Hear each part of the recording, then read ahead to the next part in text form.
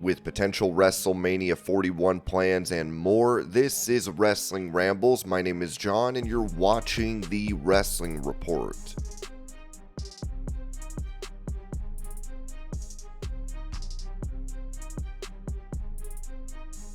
Letting fans know that he will be out of action due to injury, AEW's Anthony Henry wrote this on X. I unfortunately have to announce that I'm out of commission for the foreseeable future. During my match with Gabe Kidd this past Saturday, I tore my left biceps off the bone. Surgery this week, and then I start the road to recovery. I am sorry to any fans, I am letting down.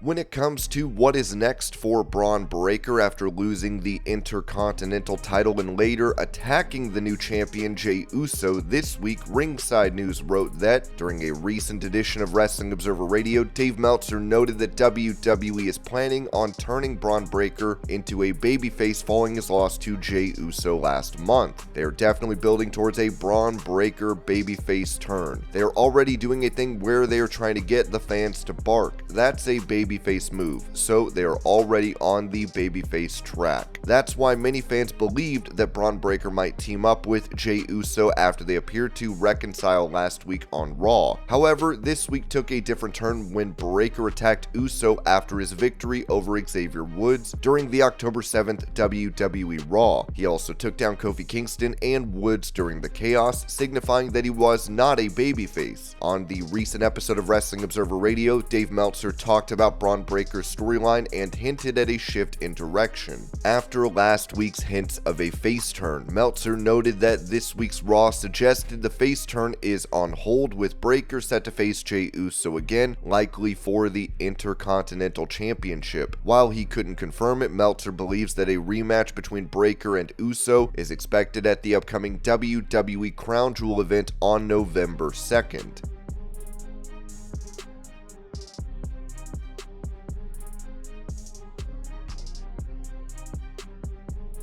Previously, Triple H would be asked about criticism over the lack of black talent at the WWE Bad Blood event, to which he responded, "I don't see the difference in anybody. I don't see the color. I don't see the nationality. I don't see any of it. I just see talent. I don't see the difference between men and women. I see talent. We tell stories with those talent. How they can handle those stories and how they can represent those stories and how we can bring those stories forward. I don't keep track of any of that. I do what's relevant and what is best and what is being delivered the best. That's what goes. No different than the men and women who main events. Whatever the biggest stories are, that's where we go." Now, Booker T has said this on his Hall of Fame podcast. Has there been bias in the wrestling business, in the wrestling company before? Yes, there has. But do I think it's race related or anything like that, or someone being belittled on purpose? I don't. Then I'm gonna say, okay, what guys are we talking about that we saying that should be on the pay-per-view? Are they in any angles to warrant a reason for being on the pay-per-view? I don't think it's a black and white thing. I don't think it's a race thing at this stage of the game. I think if you're talented enough, if you're good, cream is going to rise to the top every time.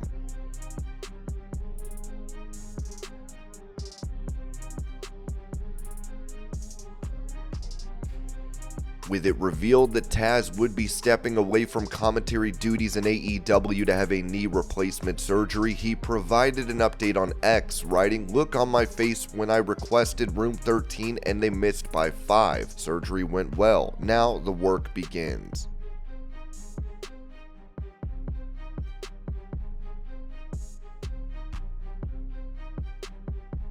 Touching on the possibility of WWE bringing in more people for the Bloodline faction, Intercontinental Champion Jey Uso told Muscleman Malcolm, "I'm never going to say, never, especially in this business, but we do have our family's deep. The Bloodline's really deep. I mean, I'm talking about cousins. I'm talking about 10, 15-year-olds that are ready right now.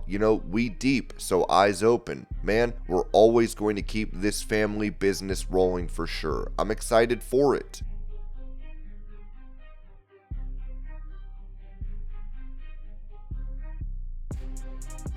Recapping the deal between AEW and Warner Bros. Discovery, Ringside News wrote that AEW continues to prove its staying power in the wrestling industry, and the company's latest move is a game changer. After months of speculation, AEW has officially inked a multi-year media rights deal with Warner Bros. Discovery, valued at a whopping $555 million over 3 years. With that said, there is some clarification regarding WBD owning stake in AEW. The new deal between AEW and Warner Bros. Discovery will bring in $180 million in 2025, $185 million in 2026, and $190 million in 2027. Warner Bros. Discovery also has the option to extend the contract through 2028 at an even higher amount. Starting in January 2025, AEW will stream live on Max for US subscribers, which is a big move to expand the company's audience and influence. A report from Sports Business Journal noted that Warner Bros. Discovery now has a stake in AEW as part of their new deal. The exact percentage of their ownership hasn't been made public, but it's clear they have a financial interest in the company. Tony Khan has previously stated he wouldn't let anyone have voting control over AEW, though he hasn't denied Warner Bros. Discovery's involvement. While speaking on Wrestling Observer Radio, Dave Meltzer talked about the ongoing lawsuit involving Kevin Kelly and the Tate twins, where new details about AEW's ownership have come to light. According to reports, no entity owns more than 10% of AEW. If Warner Bros. Discovery does hold a stake, it would be under 10%, meaning they don't have to be declared as major owners. The Khan family remains in control, owning at least 90% of the company. This clears up speculation about Warner Bros. Discovery's involvement in AEW. So in the Kevin Kelly lawsuit with Tate twins, as part of things that have come out in the lawsuit, the key thing that has been that question of ownership of AEW. There is no entity that owns 10% of the company. If there is a stake that WBD owns, because people try to speculate on it and what it all means and everything, the stake would be under 10%. They did not have to declare anything under 10% as other owners. Basically, the only people listed were the Khan family, so they own at least 90%.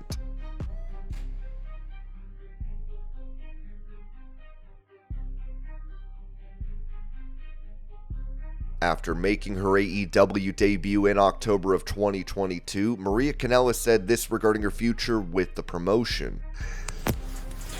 Hello. It's been a little bit since I've checked in. We're getting close to my surgery, and we're within 20 days of it at this point.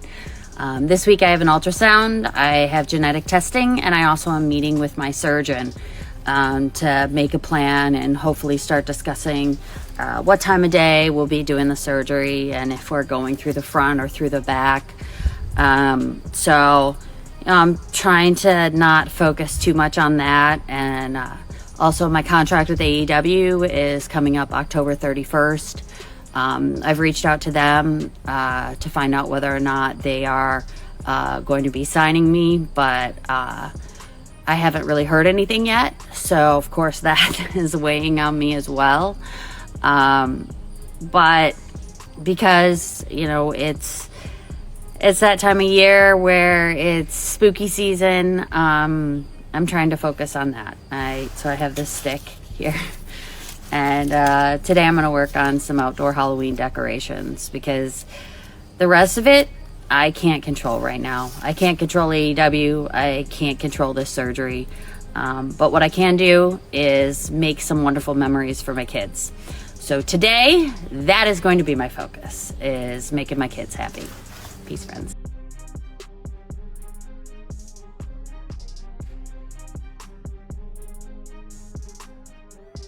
Commenting on Kevin Owens taking him out after the recent WWE Premium Live event, Cody Rhodes said this: "I'd be foolish to try and tell you anything different because the entire video of Kevin Owens attacking me exists online and you can see every inch of it. I'll try and keep my remarks short in terms of how I feel, but I will tell you this. It's a very passionate industry. Everybody wants the North Star of our business, which is the WWE Championship and the championship that I hold at this time. I don't know if you'll see this unfold on screen, on SmackDown, on Raw, or when we come overseas. Pro wrestling and sports entertainment tends to dive into that. Perhaps it does, or perhaps it's dealt internally. I did feel very happy about my match at Bad Blood. I was happy for the city of Atlanta, that being the city that raised me. Everything happened and appeared, and I was happy for Atlanta and the WWE because it feels like the road to WrestleMania started early this year. WrestleVotes added this regarding Kevin Owens attacking Cody Rhodes after Bad Blood. Nobody in production had any clue because there were no cameras, no lighting, nothing of that nature, so it was quite different going down this road. I wouldn't be surprised if the fan that caught this was a plant just to make sure that they got what they wanted. None of this was spoken to me or that I heard about even in the slightest. I'm not even sure how many people knew this was going to happen apart from Cody, Kevin Owens, and maybe a few creative people who designed the idea. But when you have a situation where not many people outside know about it, you can keep it quiet, and it came off great.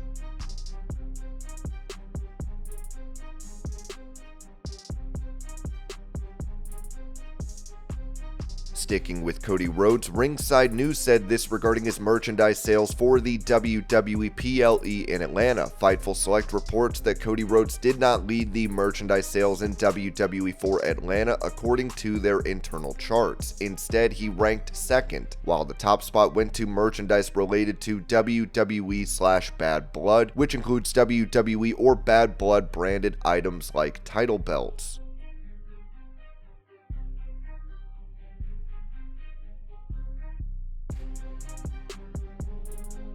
At AEW Dynamite, Saraya would be heckled by fans during her match against Jamie Hayter. Jamie! Let's go, Jamie! Let's go! Yes, sir! One more time! One more time! Oh, hey! Let's go, Jamie! You suck, Saraya! You suck!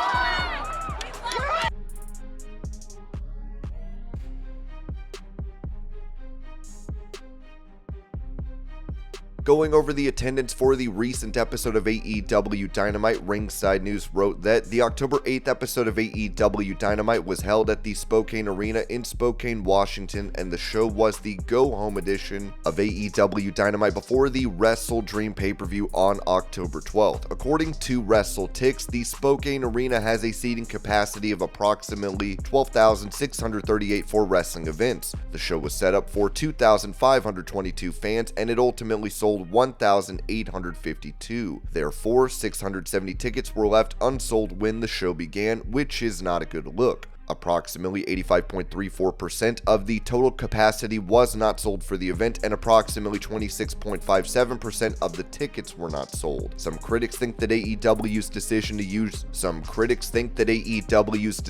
use large venues has created unappealing images, showing empty seats and raising worries about ticket sales. However, there is hope that AEW can overcome these problems and get back to its earlier success. However, there's apprehension that AEW's current attendance figures could mirror WCW's decline in 2000, prompting worries about the company's future trajectory.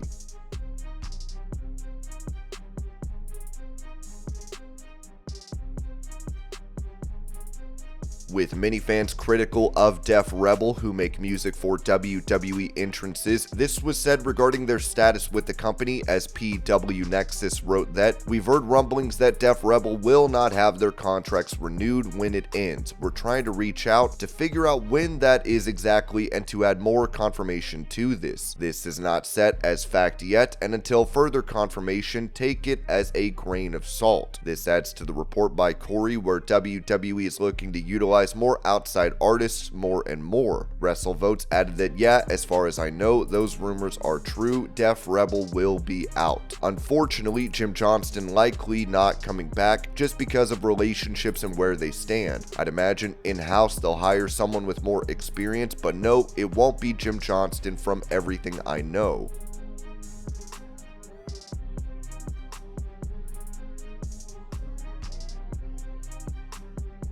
For details on a fan being removed from the hotel that NXT talent were staying at, Ringside News noted that the October 8th episode of NXT was truly a memorable show from start to finish, as fans enjoyed the show throughout. Unfortunately, it appears that a creepy fan tried to take photos of female NXT talent's feet at an NXT hotel but was ejected. This week's episode of WWE NXT featured Stephanie Vacor's shocking debut as she assisted Julia in taking out Roxanne Perez and Cora Jade, Tony D'Angelo defeating Obafemi to win the NXT North American Championship, so it was clear the company was determined to put on a great show. Therefore, it's obvious that the NXT talent would go back to their hotel rooms and rest there, especially since they cannot travel back to Florida due to Hurricane Milton. According to PW Insider, there was a fan incident at the NXT hotel last night. A male fan was reportedly caught trying to take photos of the feet of female wrestlers as they walked through the hotel. The fan was removed from the location twice as a result.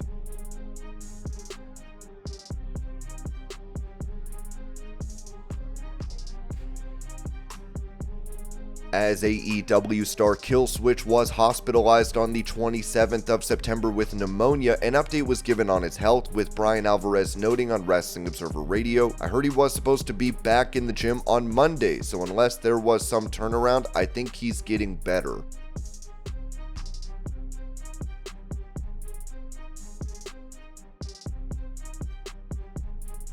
It appears that AEW star Nyla Rose is still not allowed to wrestle biological females in Oklahoma, as OKC Fox wrote. A state commission that oversees wrestling in Oklahoma is still conflicted about whether to allow women and men to fight each other in wrestling promotions. It all stems from a professional wrestling match in December 2023 where a transgender AEW wrestler, Nyla Rose, fought at the Paycom Center in Oklahoma City. The Oklahoma State Athletic Commission has a rule that prohibits intergender matches in Oklahoma. In July, the OSAC met to discuss changing the rule. In the end, they didn't make a decision. The OSAC met again on Tuesday. In their lengthy meeting, they spoke about changing the rule once again. Some OSAC members said a rule change would violate a recent law that says athletes must play on a team matching their biological sex. Some members said that the law wasn't applicable in the case of professional wrestling. Commissioner Michael Stopp spoke at length about the rule, saying the issue of intergender matches might get too political if the commission changed the rule on its own. Even if they are defined by statute as male and female, are we still going to allow them to wrestle together? Stopp said. That's the question, and it's going to get lost. The rule will never pass. Logan Knight is a wrestler Fox 25 has spoken with several times. Knight tells us he doesn't think the rule change should be political because wrestling isn't technically a sport. Professional wrestling is not a sport, it is sports entertainment, Knight said. It is derived from a sport meant to entertain.